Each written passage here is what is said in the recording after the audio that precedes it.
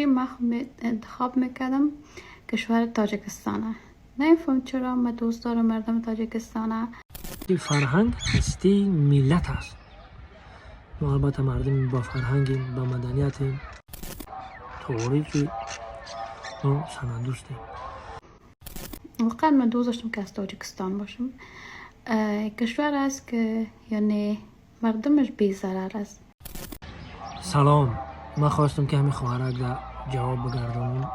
چند روزه میدارم در فیسبوک، در تیک تاک، در اینستاگرام، در همه جا هست همین خواهرک مون.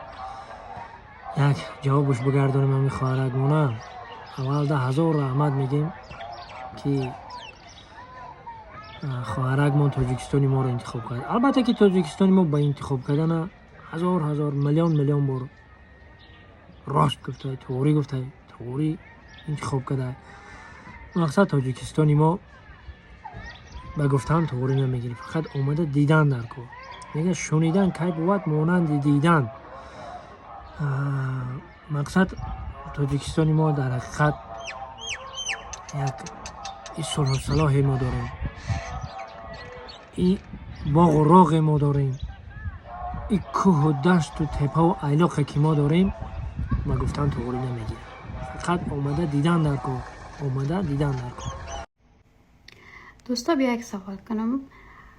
اگر از افغانستان نمی بودین دوست داشتین از کدام کشور دیگه باشین؟ یعنی مقصدم از کشورهای اسلامی هستن. ما با افغان بودن خود شکر افتخار میکنم، شکر میگشم که افغان هستم. اما اگر از من کسی پرسان کنه که کدام کشور دوست داشتی که از او کشور باشی، من انتخاب میکردم کشور تاجیکستانه. نمیفهم چرا من دوست دارم مردم تاجیکستانه.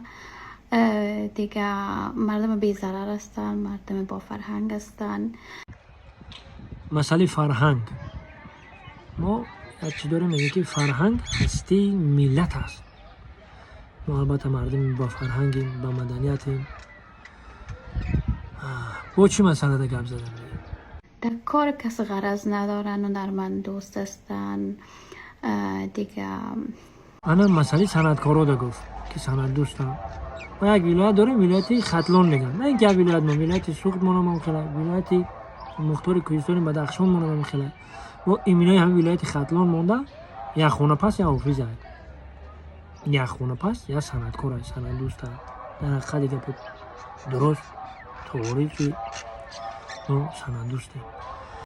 واقعا من دوست داشتم که از تاجیکستان باشم. کشور است که یعنی مردمش بی ضرر است. مردمش شیرین است، دوست داشتنی است. شما دوست داشتنی از کدام کشور باشین؟ ما در آخر در خواهرم، در اپم گفتنیم که محرمت بیا تاجیکستانی ما مهمان نوازیم، قبولت میکنیم، مهمانداریت میکنیم و جای تاریخی تاجیکستان نشانت میتیم که ببینی. اگر بخوای همینجا بیست، نخوای با گشتت میکنم میری افغانستان. تو سربلند و خانواد باشه. 1000 رحمت خواهر جان برای سخنهای نیک تو. ما هر یک سخن خودت گفتی با جان و دل بدیده قبول میکنیم. سربلند باشه خواهر. همین نگاهتون اگه گپ تو معلومه که تاجیکین. گرانیسا میره. شرکت محیدین های. هو شرکت محیدین های.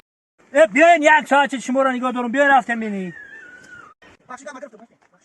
شرکت محیدین برای گذاشتن گرانیت مرحمت در همین رقم ها زنگ زنید. ماشین های نو و زمانوی در خدمت شما.